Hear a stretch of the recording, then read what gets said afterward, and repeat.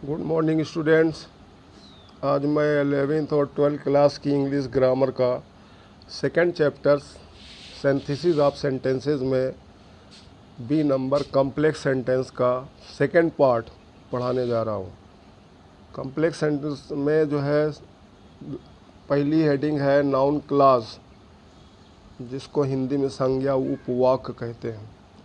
Noun clause या संज्ञा उपवाक्य निम्नलिखित 5 प्रकार के कार्य करता है। First number subject to the verb, second number object to the verb, third number complement to the verb, fourth number object to a preposition, fifth number case in apposition to a noun और a pronoun. First number subject to the verb. जब noun clause का प्रयोग वाक्य के verb या क्रिया के subject या कर्ता के रूप में किया जाता है तो उसे सब्जेक्ट टू द वर्ब कहते हैं। एग्जाम्पल में पहला है the sun rises in the east, उसका जोड़ा है इट इज़ ए फैक्ट। तो दोनों को जोड़कर आंसर हुआ that the sun rises in the east is a fact.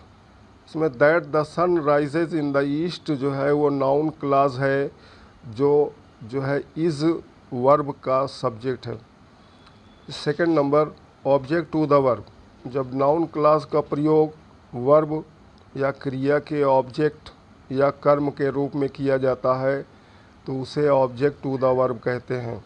Example है आई नो वेल, उसी का जोड़ा है राशिद विल हेल्प मी। तो दोनों सेंटेंस जोड़कर आंसर हुआ I know well that Rashid will help me. इसमें नो वेल वर्ब है और that Rashid will help me noun clause है, जो वाक्य का ऑब्जेक्ट या कर्म के रूप में प्रयोग किया गया है। नेक्स्ट पेज में थर्ड नंबर है कंप्लीमेंट टू द वर्ब।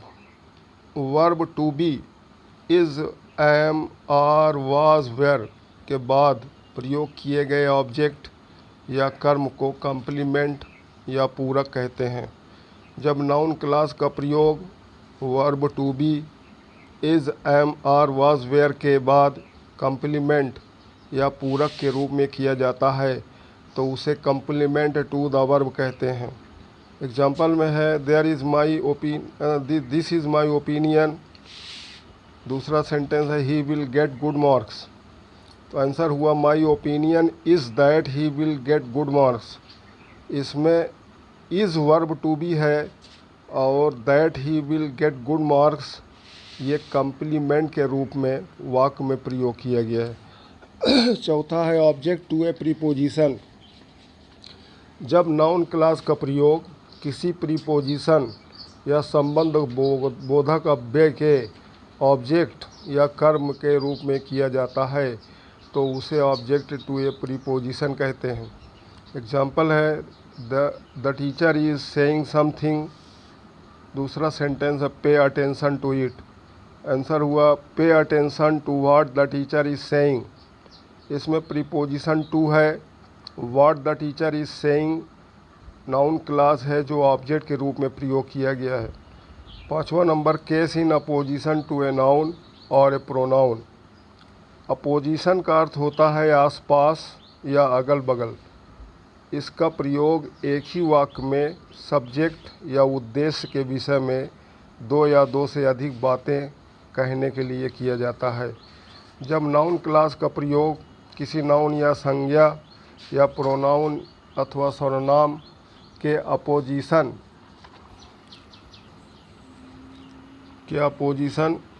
या आसपास किया जाता है तो उसे case in apposition to a noun और ए प्रोनाउन कहा जाता है। एग्जाम्पल में है Mohan passed, it is correct.